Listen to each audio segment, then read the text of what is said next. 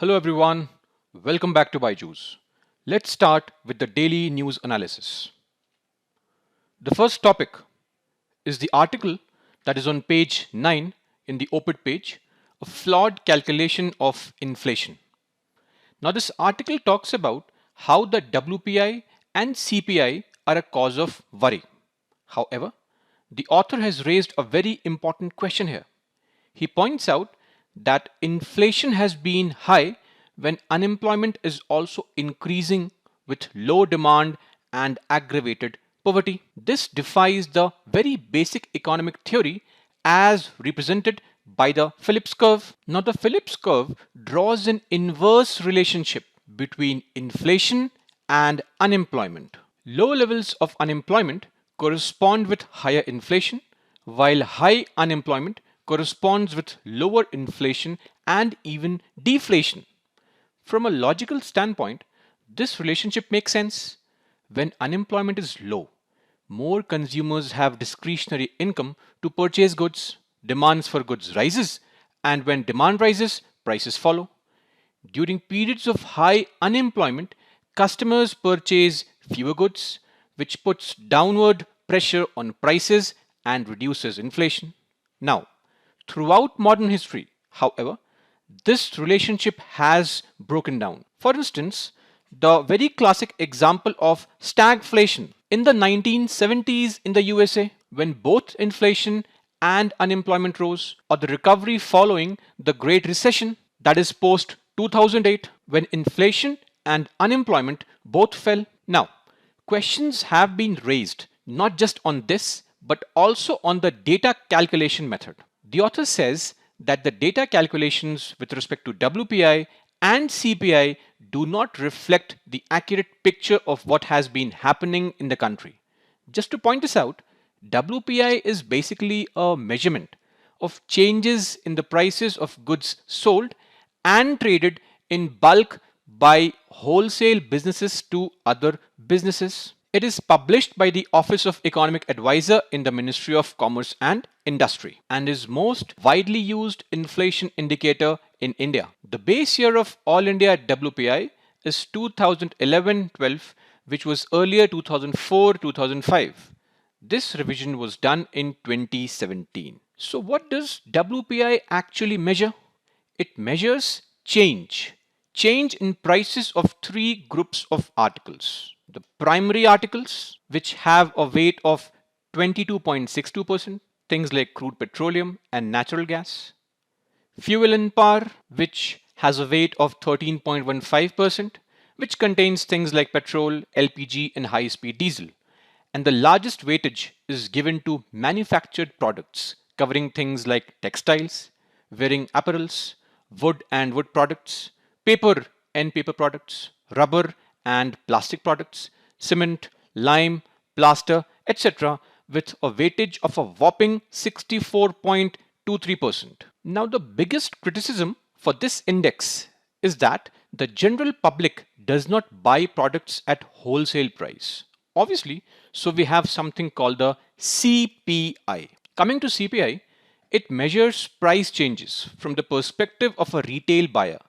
It is released by the NSO, the National Statistical Office, and it calculates the difference in the price of commodities and services such as food, medical care, education, electronics, etc., which Indian consumers buy for use. There are various categories here like food and beverages, things like meat, fish, eggs, milk, fruits, vegetables, pulses, spices, ice creams, etc.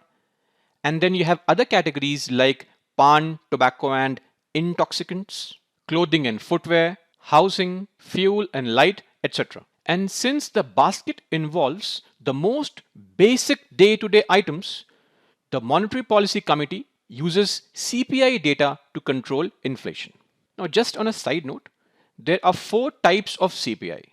CPI for industrial workers, known as CPI IW, CPI for agricultural laborer, CPI for rural laborer, and CPI rural urban combined. Of these, the first three of them are compiled by the Labor Bureau in the Ministry of Labor and Employment, while the last one is compiled by NSO, which is under the Ministry of Statistics and Program Implementation. Now, coming back to the article, the author has questioned the calculation based on the premise that price rise for different items of consumption differ. Since people are not homogeneous, the consumption basket for poor and rich differ vastly. During the lockdown and immediately later, people were consuming more of essential commodities only, and then there were various reports which said how roughly 23 crores had slipped below the poverty line. This must have had a huge impact on the poor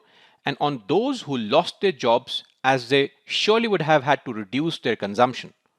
The most important aspects have not been given due weightage in the basket. Then the author goes on to give examples of things like cost of health, cost of education. For example, incorporating things like Wi-Fi, laptop, mobile, etc. for online education, and then on the other hand, areas and aspects like eating out and travel. Now, these should not have been incorporated in the first place, as people hardly moved out of their homes, especially during the lockdown for long periods.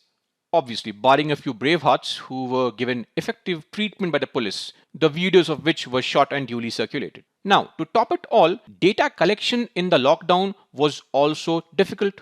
Now, inflation pinches the pocket of the consumer a lot more if they do not have a proportionate increase in their income. The consumption of both less essential items and savings get reduced.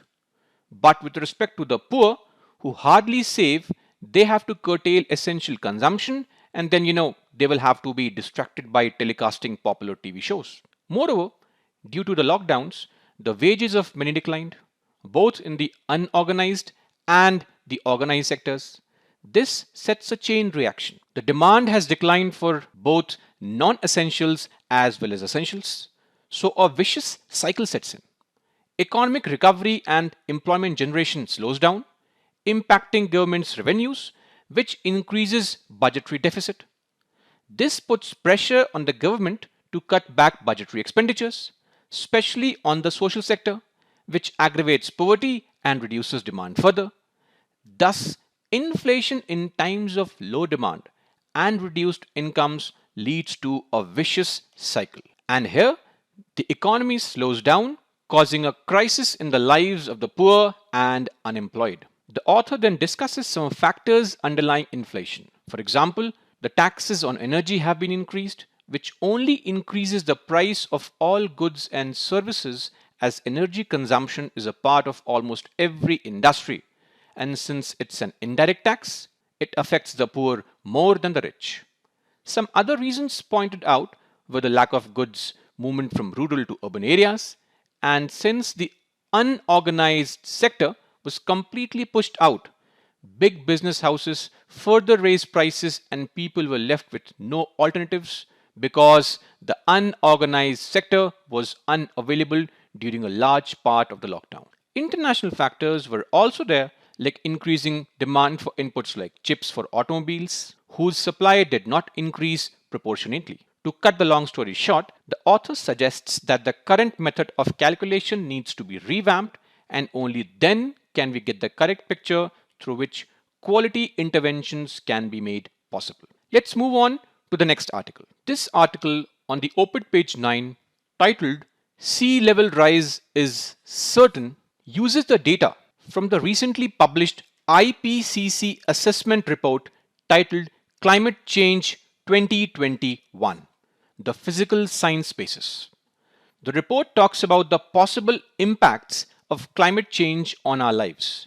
The author has tried to put forward the idea that the report has talked about different shared socio-economic pathways for the future depending on how well we are able to manage the levels of greenhouse gas emissions. Very low and low, net zero, intermediate, high, and very high. Even in the intermediate scenario, it is extremely likely that the average warming will exceed 2 degrees centigrade near mid-century. Basically, The article focuses on the impact of the emission on the rising sea levels.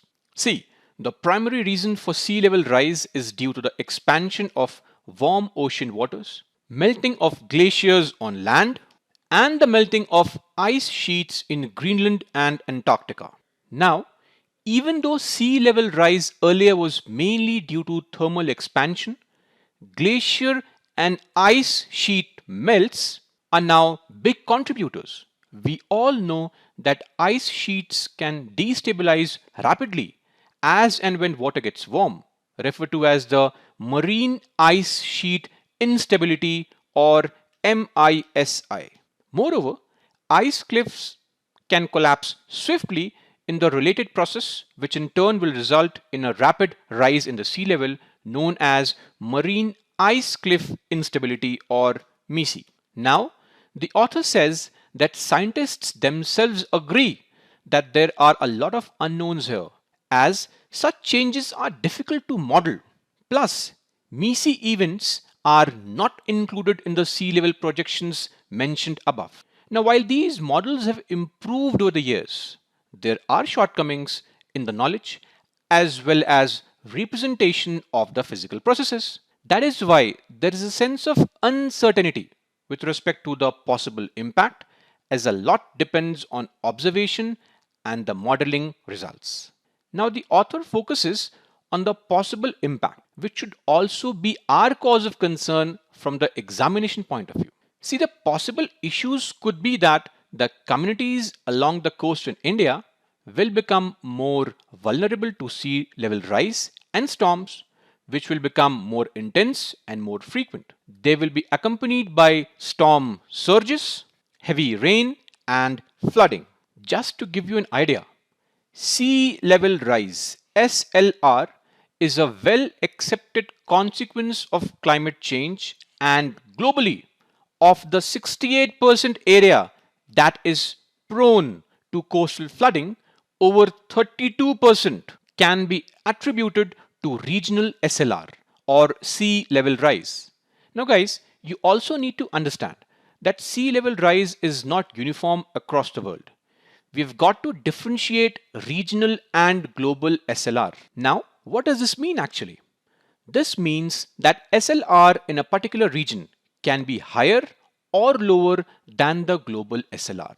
In fact, there can be variations in a given region as well, wherein regional SLR can be higher or lower. I would like to quote an article published in the Yale Environment 360 where they talked about how SLR in places such as Scotland, Iceland, and Alaska could be significantly less than the regional SLR for, let's say, Eastern USA. Coming back to this article, it then goes on to point out a few steps that can be taken, like stricter coastal regulations and alerting the coastal communities in advance and protecting them during severe weather events. Just on an ending note, do you guys remember how in 2019 the Indonesian president Joko Widodo had announced that the country's capital would be relocated from Jakarta to the province of East Kalimantan on the lesser populated island of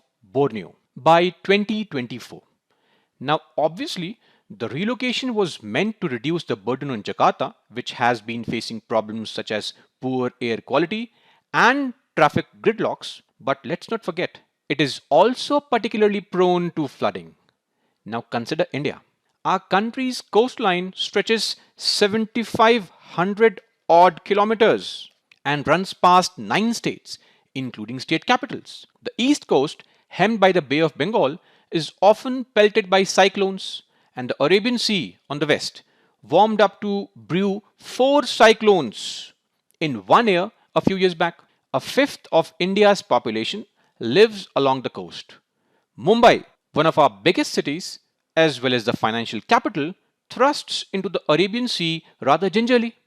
So, immediate steps are required both with respect to stringent regulations and effective and efficient data collection to ensure that our people are safe. Moving on to the next article. This article on page 8, titled Judicial Selection needs more than a tweak by a practicing advocate of Madras High Court talks about the collegium in the light of recent appointment recommendations made by the Supreme Court Collegium and raises important questions with respect to changes being needed in the current collegium process. This article can be divided into two aspects. The first one is the problems and the second one, solution. As far as the problems are concerned, they are based on number one, opacity of the process being opaque, and number two, lack of scrutiny of the decisions of the collegium. Apart from this, there can be another issue, that is the concept of the collegium itself. Let's understand each issue one by one. Firstly, I'm sure you are well aware of the process being followed for the appointment. Now, the Supreme Court has never given any reason whatsoever based on which any name is forwarded for appointment. The only guideline is that if a judge's name is not being forwarded for recommendation, negative reasons should not be given. The collegium is only allowed to give positive, cogent reasons. And even that is not given. As the author rightly points out, sometimes things like merit and diversity are mentioned without elaborating upon how they arrived at such a conclusion. I remember back in 2013, there was a Namit Sharma case. Now, this case was with respect to the appointment of members of CIC, and there is a qualification criteria. CIC and IC, that is the Central Information Commission, the members of which the Chief Information Commissioner or the Information Commissioners shall be persons of eminence in public life with wide knowledge and experience in law, science and technology, social service, management, journalism, mass media or administration and governance. And in this judgment, Supreme Court pointed out that the government has to give clear reasons, must mention facts to indicate this eminence. Why has the Supreme Court not applied the same to itself? Now, what is good for the goose is good for the gander, right? Coming to the diversity aspect, Supreme Court has tried to ensure that the Supreme Court consists of judges from all across the country. However, this diversity is nowhere to be seen at other levels, like number of women judges in the Supreme Court or the number of SC, ST or OBC judges. Add to this, no reason whatsoever being given as to why judges including Chief Justices of High Courts are transferred from one High Court to another is also a cause of concern. Secondly, there is absolutely no check on this forwarding of names whatsoever, at least from the government's side, except the fact that if a negative IB report, the Intelligence Bureau report, is received by the government against any judge whose name has been forwarded, it may not go ahead with the same. Lastly, if we read Article 124 Clause 2, it clearly reads that every judge of the Supreme Court shall be appointed by the President after consultation with such of the judges of Supreme Court and of the High Courts in the states as the President may deem necessary for that purpose. Nowhere does it mention about consulting 4 judges or 2 judges or senior most judges or even CJI as mandatory. Now, does it not make the second judge's case or the third judge's case a rewriting of the Indian Constitution? And what about the involvement of High Court judges in the appointment of Supreme Court? They have literally no role to play here. Apart from these points, one very basic issue which has developed is that now the High Court judges are completely dependent on the Supreme Court Collegium for elevation to Supreme Court. Will it not force them to curry favors with Supreme Court judges? How is this not concentration of power? Nowhere across the globe amongst the democracies has the judiciary monopolized all appointments like this. Independence of judiciary is one thing, and complete emancipation from any external control is completely another. Now, coming to the solution, the author points out the basic flaw in the attempt of the Government of India to make the process more transparent via NJAC as involvement of the law minister and no set criteria for eminent jurists as members of NJAC, the National Judicial Appointments Commission, was going to give the executive a lot of say in the appointment, which would be inappropriate. considering the fact that in more than half of the cases, the government is one litigant. So, to sum it all up, we need an effective memorandum of procedure to be in place so that not only is the independence of judiciary maintained, the process should also be transparent.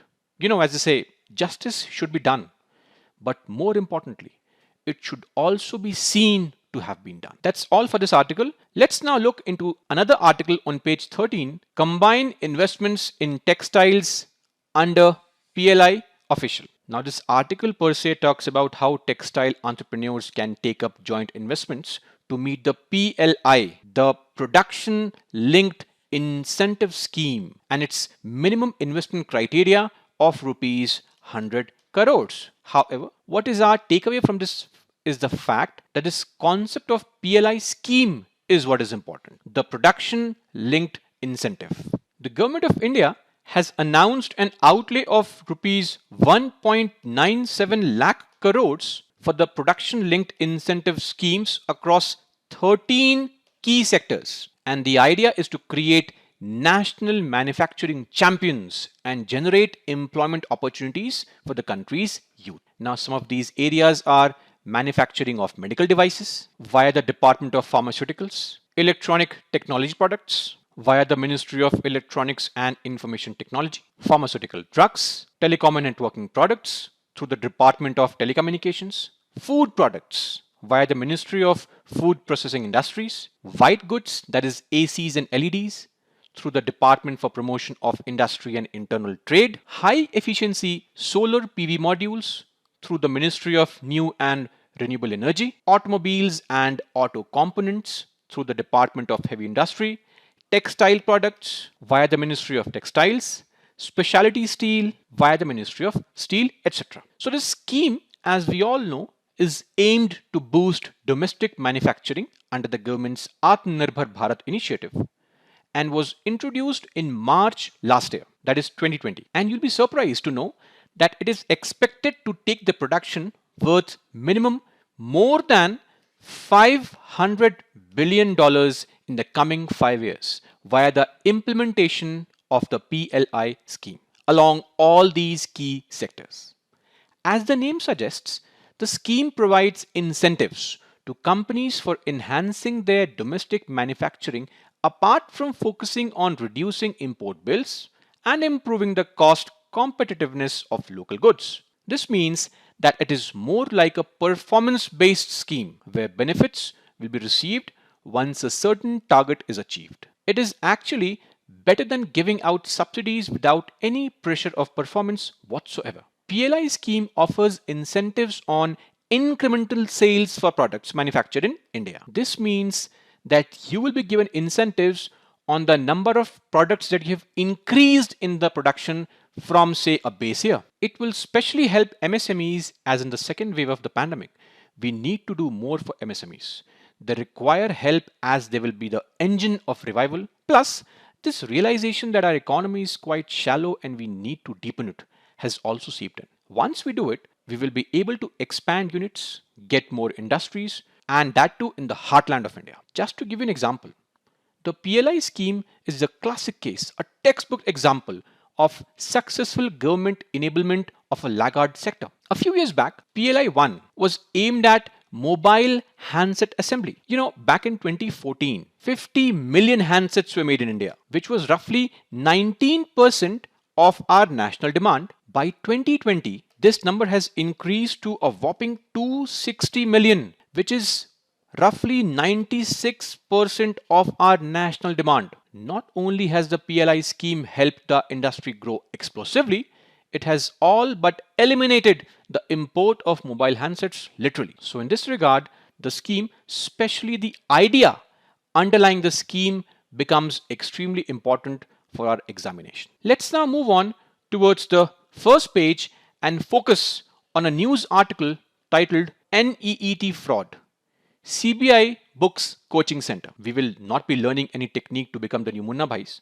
I am pretty sure we have a plenty of those characters spread far and wide in our country. Our area of focus here is CBI. So let us briefly learn about CBI as well. First things first, CBI was established in the year 1963 as an executive body functioning as an attached office under the Department of Personnel and Training, which is under the Ministry of Personnel, Pensions and Public Grievances. It derives its powers from the DSPE Act, the Delhi Special Police Establishment Act of the year 1946. The principal divisions under CBI are Anti-Corruption Division, which takes up cases of investigations of offences under the Prevention of Corruption Act 1988.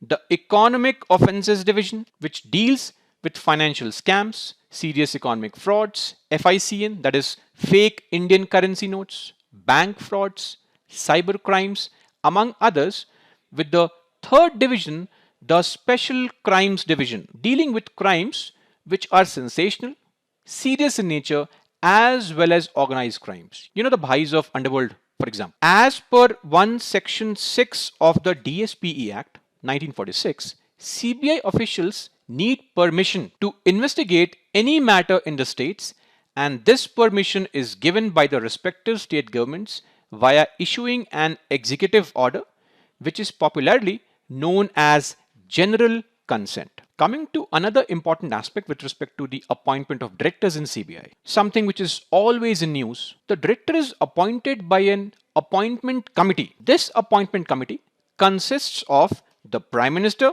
the leader of opposition in the Lok Sabha, and the Chief Justice of India.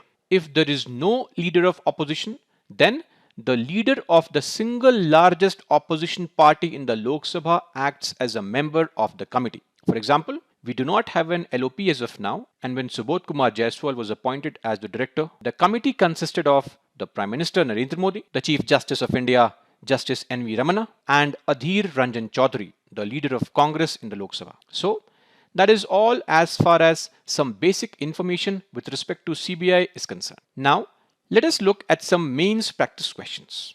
The first question, the rise in sea level is bound to have long-term implications. In the light of the statement, is India ready to deal with the same? Discuss. The second question, the current official inflation rate measurement is plagued with loopholes. Critically analyze. So, that's all as far as the discussion on the important topics from the Hindu newspaper are concerned for today. Jai Hind.